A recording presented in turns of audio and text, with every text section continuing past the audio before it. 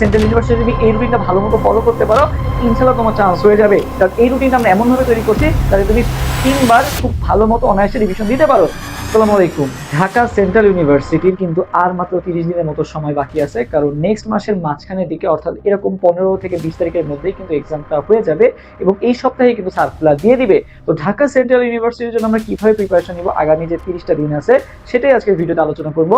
তো তুমি যদি এই কাজগুলো করে যেতে পারো, ইনশাল্লাহ ঢাকা সেন্ট্রাল ইউনিভার্সিটি তোমার চান্স হয়ে যাবে। ঢাকা সেন্ট্রাল ইউনিভার্সিটি তোমার জন্য অনেক বেস্ট একটা অপশন, এবং যাদের কোথাও চান্স হয় না এর জন্য এটা লিখে পড়ার যে তোমার যে ইচ্ছাটা সেটা কিন্তু খুব ভালো মতোই পূরণ হবে, এবং ঢাকার মধ্যে থাকার যে ফ্যাসিলিটিসটা সেটাও তুমি পেয়ে যাচ্ছ। সো ঢাকা সেন্ট্রাল ইউনিভার্সিটির প্রিপারেশন যদি তুমি এখনো শুরু করে না থাকো, এখন থেকেই শুরু করো। ইনশাল্লাহ তুমি অনেক ভালো পরিমাণে একটা প্রিপারেশন নিতে পারবা, কারণ 30 দিন কিন্তু এনাফ। ঢাকা সেন্ট্রাল ইউনিভার্সিটি 30 দিন প্রিপারেশন এনাফ। আর তুমি এখন নতুন করে শুরু করতেছো না, তুমি অলরেডি সবকিছু পড়ে আসছো। তোমার জাস্ট এখন ঢাকা সেন্ট্রাল ইউনিভার্সিটির কোশ্চেন প্যাটার্নটা যাতে ভালোভাবে তুমি আয়ত্ত করতে পারো, এবং সেটার জন্য যাতে সকল ইম্পর্টেন্ট টপিক আছে সেগুলো তুমি যাতে পড়ে যাও, তাহলে কিন্তু ঢাকা সেন্ট্রাল ইউনিভার্সিটি 30টা দিনই বলা যায় যে মোর দ্যান এনাফ। তুমি আমাদের প্রথম যে কাজটা হবে ঢাকা সেন্ট্রাল ইউনিভার্সিটি প্রিপারেশন নিতে গেলে তোমাকে মেইন বুকটা, কারণ দেখো মেইন বুক কিন্তু তুমি অলরেডি অনেকদিন আগে পড়ছো আর কি, কারণ মাঝখানে একটা গ্যাপ হয়ে গেছে তোমার। মানে অনেকেই দেখেছি মানে নতুন করে তুমি শুরু করবা যে মেইন বইতে বা অনেক কিছু তোমার এখন ভাষা ভাষা মনে আছে।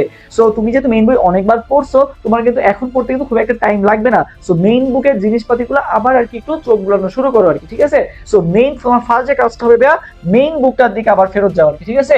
মেইন বুক যেটা আছে, মেইন বুকটা আবার একটু পড়া শুরু করো, কারণ অনেকদিন মাঝখানে একটা গ্যাপ হয়ে গেছে, বলা যায় তুমি অনেক কিছু ভুলে যাচ্ছ বা অনেক কিছু আর কি মনে থাকবে না। তো স্বাভাবিকভাবে তুমি যখন এখন পড়বা জিনিসগুলো কিন্তু তোমার মাথায় সেভ হয়ে যাবে। তো ফার্স্ট কাজ কি হবে, তুমি মেইন বুক দিয়ে শুরু করো, বা তোমার যে সকল চ্যাপ্টার একটু মনে হয় কম পারতেছি সেগুলা তুমি জোর দেওয়া শুরু করো আর কি, ওকে? মেইন বই থেকে পড়া শুরু করো। সেকেন্ড যে কাজটা ভাইয়া, অনুশীলনীর প্রশ্ন। ঢাকা সেন্ট্রাল ইউনিভার্সিটির জন্য মেইনলি কেমিস্ট্রি এবং ফিজিক্স যে পার্ট আছে এই পার্টটা তুমি অবশ্যই অনুশীলনীর বই থেকে আর কি, মনে করো বই কোনটা কোনটা পড়বো ভাইয়া, কেমিস্ট্রি ক্ষেত্রে তুমি হাজিনেক্স এর বইয়ের অনুশীলনীগুলো ভালো মতো সলভ করবা, ফিজিক্সের ক্ষেত্রে ইসাক স্যারের বইটা ভালো মতো সলভ করবা কি, ওকে? সো অনুশীলনীর প্রশ্ন সলভ করে কিন্তু ঢাকা সেন্ট্রাল ইউনিভার্সিটির জন্য খুবই খুবই গুরুত্বপূর্ণ, ওকে? আচ্ছা, থার্ড যে কাজটা ভাইয়া, প্রিভিয়াস 5 ইয়ার্স এর কোশ্চেন সলভ আমাকে করতে হবে। এবার প্রিভিয়াস 5 ইয়ার্স এর কোশ্চেন আমি কিভাবে পাবো? দেখো আগে তো 7 কলেজ ছিল, সো তুমি যদি 7 কলেজের কোশ্চেন গুলো আমাকে সলভ করতে হবে, এট লিস্ট প্রিভিয়াস যে 5 ইয়ার্স আছে এই কোশ্চেন গুলা খালি যে সলভ করে গেলাম এভাবে না, অ্যানালাইসিস করে সলভ করতে হবে। যে যে সকল টপিক থেকে কোশ্চেন আসতেছে এবছরও ওই টপিকেরই দেখবে আশেপাশে কোশ্চেন আসছে। যদিও এবছর কিন্তু ঢাকা সেন্ট্রাল ইউনিভার্সিটি নিজস্ব পদ্ধতিতে কোশ্চেন করবে, বাট সারা যখন কোশ্চেন করতে বসবে তখন কিন্তু আগের বছরের কোশ্চেন গুলো দেখবে আর কি, সেই প্যাটার্নে কিন্তু কোশ্চেন করার চেষ্টা করবে। তো তোমাকে যেটা করতে হবে, প্রিভিয়াস 5 ইয়ার্স এর কোশ্চেন খালি সলভ করে গেলেই হবে না, যে টপিক থেকে কোশ্চেন আসতেছে সেই টপিকটা আমার ক্লিয়ার নাকি সেটা আমাকে খুব ভালো মতো বুঝতে হবে।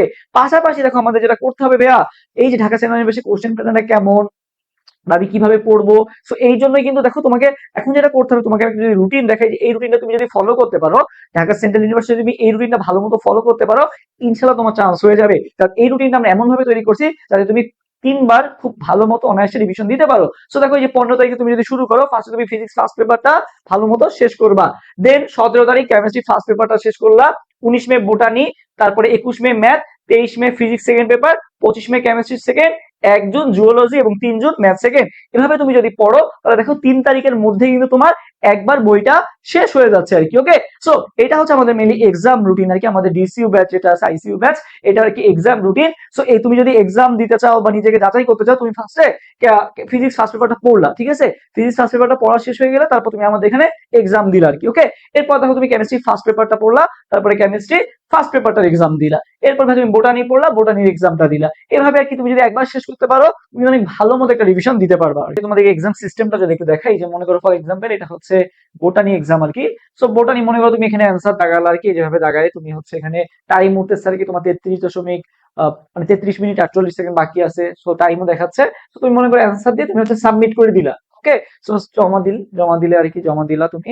তো জমা দেওয়ার পর দেখো তোমাকে এখানে এই যে তোমাকে এখানে দেখাবে হচ্ছে মোট কতজন আর কি এক্সাম দিচ্ছে। দেখো মোট পরীক্ষার্থী 93 জন অলরেডি এক্সাম দিছে, সর্বনিম্ন নম্বর হচ্ছে 44.5 আর কি, ওকে? সো ফার্স্ট কে হয়েছে একটা লিডার বোর্ডও থাকবে, এই যে লিডার বোর্ডেও তুমি দেখতে পাচ্ছ যে তোমার অবস্থান কতটুকু, ওকে, তোমার কয়টা ভুল হয়েছে, কয়টা স্কিপ করছো, কয়টা সঠিক হয়েছে, সবকিছুই কিন্তু এখানে থাকতেছে। পাশাপাশি তুমি যদি উত্তরপত্র দেখুন এই সেকশনে যাও, তাহলে তোমাকে উত্তরপত্রটাও দেখাই দিবে যে কোনটা আসলে সঠিক অ্যান্সার এবং ব্যাখ্যা সহ থাকবে আর কি, বুঝছো?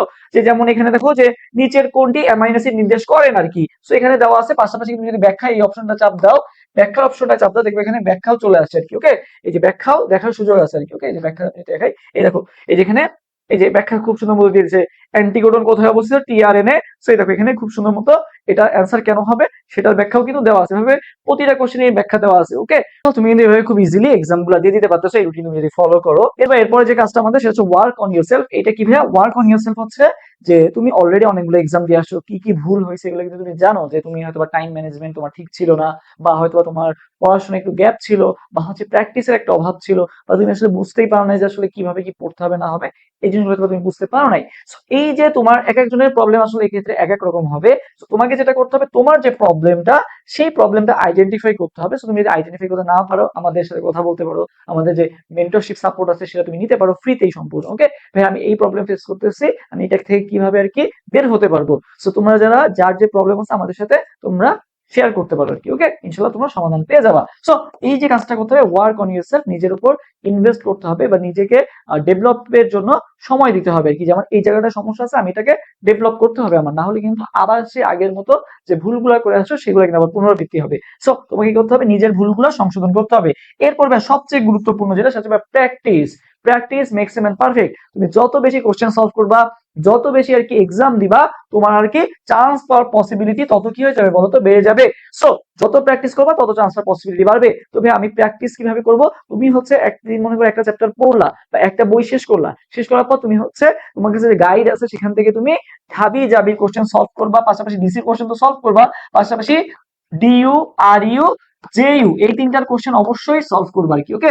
এই তিনটার ভালো মতো কোশ্চেন সলভ করবা। তারপরে যে তুমি যদি আমাদের এক্সাম ব্যাচে যুক্ত হবে, যেখানে এক্সাম ব্যাচে যুক্ত আছো, তুমি হচ্ছে এরপরে কি করবা, এক্সাম দিবা। যত বেশি এক্সাম দিবা তোমার ভয়টা তত বেশি কাটবে আর কি, ওকে। সো এই যে পাঁচটা জিনিস বললাম, এই পাঁচটা জিনিস ফলো করো। পাশাপাশি তোমরা যদি আমাদের এই ডিসিউ আইসিইউ ব্যাচে যুক্ত হতে চাও, তাহলে অ্যাডমিশন ওয়ারিয়র্স পেজ অথবা আমাদের হোয়াটসঅ্যাপ নাম্বারে নক দিবা। এখানে তুমি কি কি পাবা, এখানে তুমি 10 ক্লাস ম্যারাথন ক্লাস থাকতেছে তোমাদের জন্য, 25 ক্লাস ডিসিউ স্ট্যান্ডার্ড এক্সাম, তারপর ডিসিউ স্পেশাল মডেল টেস্ট হবে, 1-to-1 মেন্টরিং এরও ব্যবস্থা থাকবে। পাশাপাশি কি হবে, কোশ্চেন ব্যাংক পিডিএফ। তুমি যদি সে সময় আসলে কোশ্চেন ব্যাংক কিনতে না চাও, আমরা তোমাদেরকে কি করে দিব, কোশ্চেন ব্যাংক না থাকলে তোমাকে পিডিএফটা দিয়ে দেওয়া হবে। সো এত কিছু তোমাকে দেওয়া হচ্ছে, আমাদের কিন্তু কোর্স ফি খুবই কম। এই এক মাসে একটা প্রিপারেশন তুমি খুব ভালো মতো নিতে পারবা। সো বিস্তারিত জানার জন্য আমাদের অ্যাডমিশন ওয়ারিয়র্স পেজে মেসেজ দিবা। এটা ব্যাপার হচ্ছে তোমাদের কিন্তু 30 দিনও সময় বাকি নাই, কারণ মাঝখানে ঈদ আছে, ঈদের কারণে কিন্তু তোমার 4-5 দিন বলা যায় যে তুমি যতই ট্রাই করো না কেন 4-5 দিন কিন্তু তোমার একটা গ্যাপ হয়ে যাবে। সো টাইম খুবই কম আছে। এই টাইমটা যদি ভালো মতো কাজে লাগাতে হয়, তাহলে আজকে থেকে এখন থেকে প্রিপারেশন শুরু করে দাও। ভাইয়া তোমাদের সর্বোচ্চ সাপোর্ট দিব, ইনশাল্লাহ একটা বেস্ট রেজাল্ট তুমি করতে পারবে ডিসিইউ তে। সো সবার জন্য শুভকামনা। যে কোনো প্রয়োজনে আমাদেরকে জানাতে পারো, আমাদেরকে হোয়াটসঅ্যাপ করতে পারো অথবা আমাদের পেজে মেসেজ দিতে পারো। দেখা হবে ইনশাল্লাহ বিজয়ে। সবার জন্য শুভকামনা। আল্লাহ হাফেজ, আসসালামু আলাইকুম।